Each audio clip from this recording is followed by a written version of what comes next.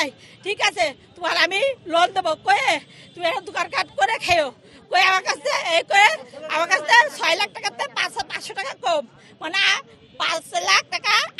8,500 টাকা দিচ্ছে ঠিক আছে নেওয়ার পরে কই কি 1 সপ্তাহ পর লোন দেবো কই আমার ঢাকায় ডেকে নিয়ে গেল নিয়ে যে আমার মিরপুর বাজারে বসাইছিল সারাদিন সকাল থেকে সারাদিন বসাই দিয়ে ঠিক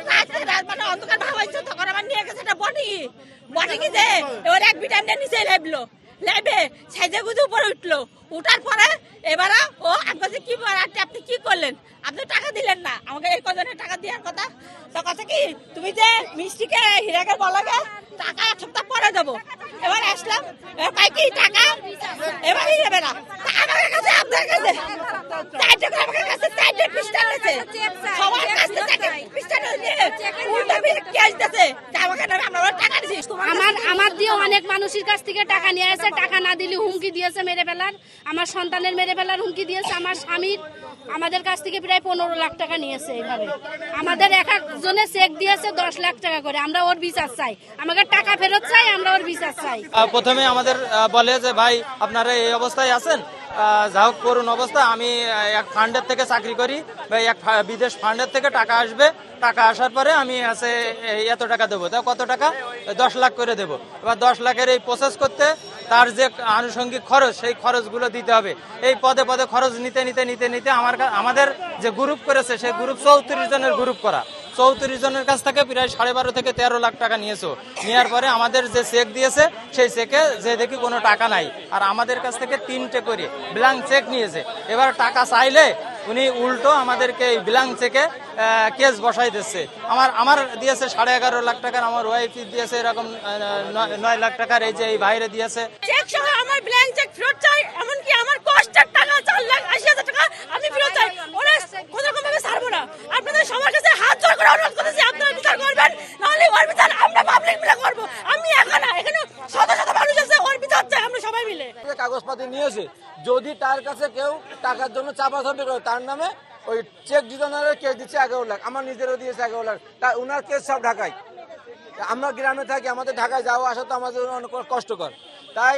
আমরা শুধু লাভ একটা অল্প খরচে আমরা বেশি টাকা পাচ্ছি প্রথমে আমার গ্রুপই হলো 7 জন আছে আমার গ্রুপে 34 জন ইনার গ্রুপই 34 জন ইনাদের গ্রুপে 8 জন সব মিলে এইভাবে গ্রুপ করে করে কমপক্ষে 500 লোক হবে 500 লোকের কাছ থেকে উনি ব্যাংকের লোন দেওয়ার কথা বলে কারোর ইন্স্যুরেন্স থেকে ইন্স্যুরেন্স দেওয়ার কথা বলে কারোর হলো আপনার চাকরি দেওয়ার কথা বলে বিভিন্নভাবে উনি প্রতারণা করে টাকা নেয় এক অফিসের পরিচয় দেয় উনি আমার কাছে পরিচয় দিয়েছে হলে মাইডাস ফাইন্যান্সে চাকরি করে সেখান থেকে উনি আমার 50 লক্ষ টাকা লোন করাই দেবে আমার কাছ থেকে 5.5 লাখ টাকা ইনারে অন্য আরেক কোম্পানি পরিচয় আমার কাছ থেকে নিয়েছে 2,30,000 লগতে আর ভুক্তভোগী তারা মিলে 19 লাখ টাকা নেওয়া হয়েছে এখন এই 19 লাখ টাকা দিয়ে আমার যখন ফান্ড দিতে পারিনি শুধু কাছে আবার ভ্যাট দিতে হবে তখন আমি ভ্যাট দেওয়ার নাম করে ওনারে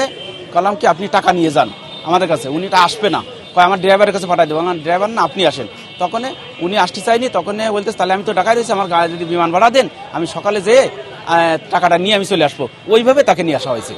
উনি আসছে আসার পরে এইবার আমার যারা ভুক্তভোগী যারা ছিল সব কয় ভাই আসছে আইসে তারে ধরে পাইছে ধরার পরে এই কাহিনী তখন শোনা গেল যে এত লোকজনে পাবে এগুলো আমরা জানতাম না যে এত লোক আসলে যে মনে কথা আমরাই ভুক্তভোগী শুধু তারা বিভিন্নভাবে প্রতারণা করে তার কাছ থেকে টাকা নিয়েছেন এবং ব্লাইন্ড চেক নিয়েছেন লোনের কথা বলে ব্লাইন্ড চেক নিয়েছেন এখন এই ব্যাপারে পাবলিক কর্তৃক ধৃত হয়েছে তারাই ধরছেন ধরে তাদের আমাদের কাছে হ্যান্ডওভার করেছেন আমরা আমাদের হেফাজতে আছে আপাতত এখন পরবর্তীতে বাদী হয়ে মামলা দেয় আমরা পরবর্তী আইনগত ব্যবস্থা নেব